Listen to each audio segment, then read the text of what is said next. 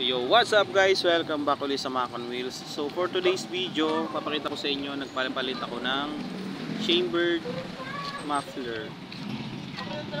So yan, sila kuya, ini-install na nila yung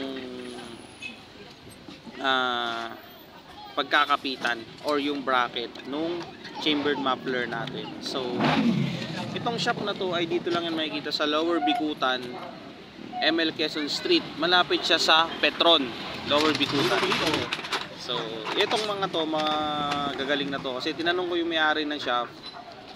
Bali, 20 years na silang gumagawa ng muffler. So, tsaka nag-i-install. Tsaka, ang kagandahan doon, mura pa sila manay at pulido yung gawa. So, shoutout sa inyo mga kuya, no? So, ayan, pinifit na nila yung yung dugtungan ng muffler. Tapos bali yung ginamit nila na pandugtong niyan ay stainless steel din. Tapos yung bracket. Alright. So bali yung kuha ko pala dito sa muffler na chambered muffler. Kaya yung chambered yung pinili ko. Ayoko ng free flow kasi masyado ng maingay yun.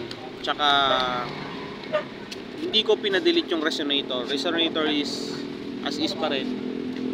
Tapos yun, hinang nila. Singaw yan o pag hindi? Yun yung singaw.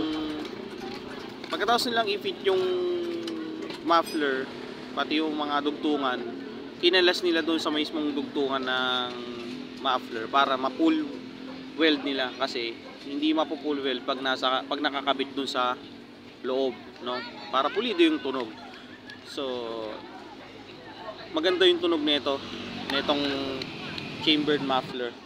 5,200 ko pala nakuha to, kasama na yung installation. Okay.